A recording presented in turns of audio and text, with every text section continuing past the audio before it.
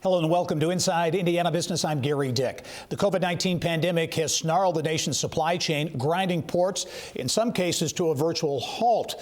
But it has been a different story in Indiana as the state's three ports in Burns Harbor, Jeffersonville, and Mount Vernon set records in 2021. What's driving the surge in shipping, and can the ports sustain that momentum? For some answers, I'm pleased to welcome back to the show Ports of Indiana CEO Vanta Coda. And Vanta, as always, welcome to the show. Gary, it's great to be here. I'm glad you invited me. Yeah, well, listen, we want to talk about record numbers last year and what's behind that. But first of all, I think it is amazing, the economic engine that you don't think of Indiana, many people don't, as a shipping state, but yet it is a huge economic engine, well over $8 billion in economic impact. Yeah, $8.2 billion of economic impact. And again, most of us don't think of Indiana as a shipping state, but on any given year, the state is either 12 to 14 as far as state ranking for maritime tons. We all saw the video and see the video of ships stalled off the coasts. Different story here. What are the dynamics at play? I know shipping and logistics, very complicated, science, if you will. What are the factors at play that led to these big numbers at the ports of Indiana?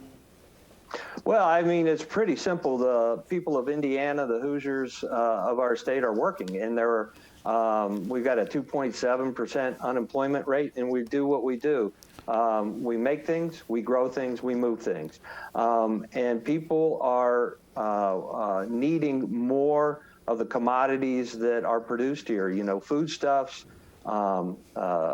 steel-related commodities, and that's really the heart of what we do.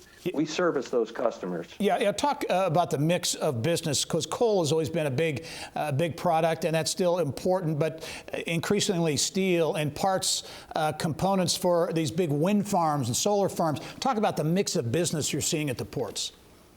Yeah, it's a very important mix. Our big numbers have always been reliant upon coal, and as that has shrunk, although last year was a big year-over-year growth, the growth in our general commodities and our value-added commodities are really what's driving our current next-level type of impact, and that's ag products, foodstuffs, and steel processing. As you look going forward, Vanta, again, overall a record. Burns Harbor in northwest Indiana, Jeffersonville in southeast Indiana, each set total records, all-time records for those locations. What's going to really be driving business at the three ports of Indiana? Again, we're looking for that first value add. So as Indiana continues its march towards manufacturing per capita dominance, those are very important things for us. And we'll be seeking to encourage people to come to our campus and leverage the assets that we're putting in. Here to date, we just finished up a Tiger grant worth $24 million worth of infrastructure down south. We're halfway through a fast lane grant up in Burns Harbor, which is another $20 million.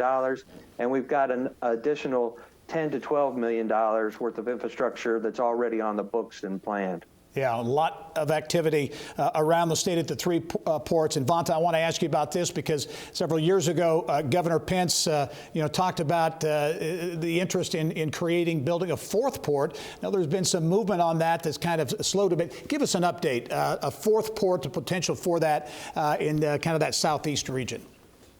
Yeah, we're still looking for that perfect combination. And what we really want to do for that when we get to a good decision point is find something that has really meaningful economic impact for the long term for that region. And that's kind of the goal as originally thought of, and it's still the goal today. All right, Vanta Coda, the CEO of the Ports of Indiana. Vanta, great to have you on the show. Congratulations on those numbers. I know you'll be looking to top those in the year ahead. We'll talk to you soon. Thank you so much. All right.